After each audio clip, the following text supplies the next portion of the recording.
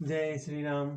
कल के श्लोकों में हमने सुना था, राजा ने वशिष्ठ ऋषि की मदद से यज्ञ किया और यज्ञ के फल में उन्हें खीर दी गई, जो तीनों रानियों को खिलाया गया। राजा ने कौशल्या को आधा भाग, कैकेयी को आधा भाग, शेष जो बच रहा था फिर उसको 2 भाग हेतु राजा ने कौशल्या और कैकेयी के हाथ पर रखा और इस प्रकार उनका मन प्रसन्न करके सुमित्रा को दिया। इस प्रकार सब स्त्रियां गर्भवती हुई, वे हृदय में बहुत हर्षित थी, उन्हें बड़ा सुख मिला। कुछ समय सुखपूर्वक बीता और वो अवसर आ गया जहाँ पर प्रभु को प्रकट होना था। तो आगे के श्लोक, जोग लगन ग्रह बार तिथि, सकल भय अनुकूल, चर अरु अचर हर्ष जुत, राम जन्म सुख मूल। योग लग्न ग्रह वार और तिथि सभी अनुकूल हो गए, जड़ और चेतन सब हर्ष से भर गए। श्री राम जन्म सुख का मूल है। नवमी तिथि मधुमास पुनीता, शुक्ल पक्ष अभिजीत हर प्रीता, मध्य दिवस अति शीत ना घामा, पावन काल लोक विश्रामा। पवित्र चैत्र का महीना था, नवमी तिथि थी, शुक्ल पक्ष और भगवान का प्रिय अभिजीत मुहूर्त था। दोपहर का समय था, न बहुत सर्दी थी न बहुत धूप अर्थात गर्मी थी। वह पवित्र सबसे समय सब लोगों को शांति देने वाला था। शीतल मंद सुरभि बाऊ, हर्षित सुरसन तन मन चाओ, बन कुसुमित गिर गनी अमनिगारा, सन्नहि सद्रहि सकल सरिता धारा। शीतल मंद और सुगंधित पवन बह रही थी, देवता हर्षित थे और संतों के मन में बड़ा चाव था। वन फूले हुए थे, पर्वतों के समूह मणियों से जगमगा रहे थे और सारी नदियां अमृत की तरह बहा रही थी। सो अवसर बिरंच जब जाना, चले सकल सुर साजी विमाना, गगन विमल संकल सुर जूथा, गावही गुण गंधर्व बररू था। जब ब्रह्मा जी वह भगवान के प्रकट होने का अवसर जाना, तब उनके समेत सारे देवता विमान सजा सजा कर चले। निर्मल आकाश देवताओं के समूह से भर गया। गंधर्वों के दल गुणों का ज्ञान करने लगे। बरसही सुमन सुवंजलि साजी, गह गाई आगन दुंद विवाजी, स्तुति करही नाग मुनि देवा, बहुविधि लावही निज निज सेवा। और सुंदर अंजलियों में सजा सजा कर पुष्प बरसने लगे। आकाश में घमाघम नगाड़े बजने लगे। नाग मुनि और देवता स्तुति करने लगे और बहुत प्रकार से अपनी अपनी सेवा भेंट करने लगे। सुर समूह विनती करी पहुँचे, निज निज धाम जग निवास प्रभु प्रगट, अखिलोक बिलोक विश्राम।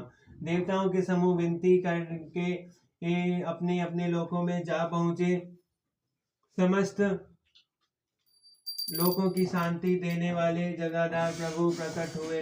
भय प्रगट कृपाला दीन दयाला, कौसल्या हितकारी, हर्षित महतारी, मुनि मनहारी, अद्भुत रूप विचारी।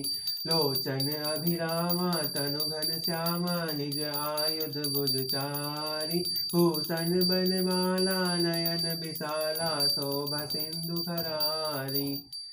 दीनों पर दया करने वाले कौशल्या जी के हितकारी कृपालु प्रभु प्रकट हुए। मुनियों के मन को हर्षने वाले उनके अद्भुत रूप का विचार करके माता हर्ष से भर गई। नेत्रों को आनंद देने वाले मेघ के समान श्याम शरीर था। 4 भुजाओं में अपने खास आयुध धारण किए हुए थे। आभूषण और वनमाला पहने थे। बड़े बड़े नेत्र थे। इस प्रकार शोभा के समुद्र तथा खर राक्षसों को मारने वाले भगवान प्रकट हुए। कह दूर कर जोरी स्तुति तोरी, के ही विधि करो अनंता, माया गुण गाय रीत अमाना, वेद पुराण भनंता। करुणा सुख सागर सब गुण आगर, जय ही गाव श्रुति संता। सोमम हित लागी जन अनुरागी, भय प्रकट श्रीकंता। दोनों हाथ जोड़कर माता कहने लगी, हे अनंत, मैं किस प्रकार तुम्हारी स्तुति करूं। वेद और पुराण तुमको माया गुण और ज्ञान परे परिमाण रहित बताते हैं। श्रुतियाँ और संतजन दया सुख का समुद्र और गुणों का धाम कहकर जिनका गान करते हैं, वही भक्तों पर प्रेम करने वाले लक्ष्मीपति भगवान मेरे कल्याण के लिए प्रकट हुए हैं। ब्रह्मांड निकाया निर्मित माया रोम रोम प्रतिवेद कहे, मम उर्सो बासी यह उपहासी सुनत धीर मति थिर न रहे। उपजा जब ज्ञाना प्रभु मुस्काना चरित बहुत देरी कीन चहे, कही कहत